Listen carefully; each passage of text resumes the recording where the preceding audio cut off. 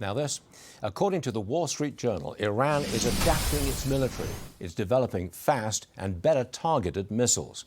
Retired U.S. Army Lieutenant Colonel Chuck DeVore joins me this morning. Iran is clearly more resilient than we expected, right? Well, that's what happens during warfare, Stuart, is that the enemy adapts. And frequently what you'll see is the side that adapts the most quick will have an advantage. What's happening right now with these missiles is that China has given Iran access to their Beidou navigational system. That's basically the Chinese equivalent of our GPS. And it's through that system, that targeting data, that's given precision to these new waves of Iranian missile strikes. You can't end this war until you can stop those missile strikes on Iran's Gulf neighbors. It seems like, some people are saying this is a forever war.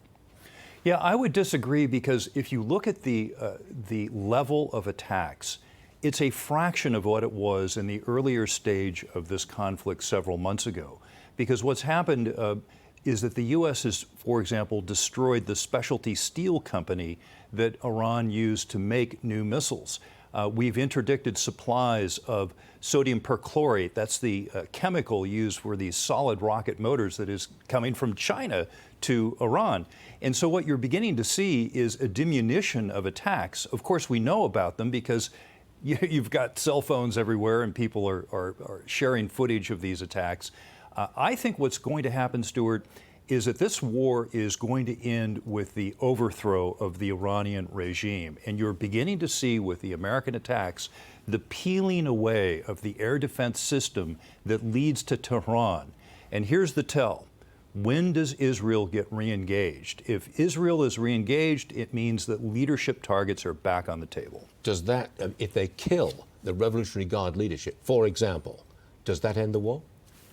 It begins it's the beginning of the end, right? Because if you look at the polling that was done recently and released to the public, this Iranian regime is not popular with Iranians. They have suppressed and tortured the Iranian people since 1979.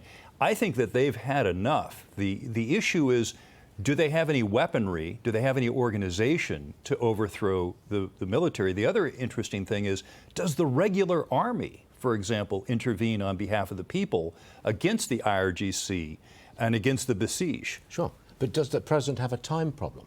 The longer the war goes on, the less support he gets from American voters. Yeah, and that's a big challenge. You know, we can't blame the American public for not being in favor of war, and especially not giving the president credit for the nuclear disaster that didn't happen. If you look at the Iranian missile development and nuclear warhead development, it was only a matter of time before they had missiles that not only could strike Berlin or London, but New York, Miami, Chicago, Houston, and Los Angeles. And so the president really isn't getting credit, of course, for the disaster that didn't happen. No, he's not. All right, Chuck DeVore, always a pleasure. Thank you very much for joining us. Good to see you again.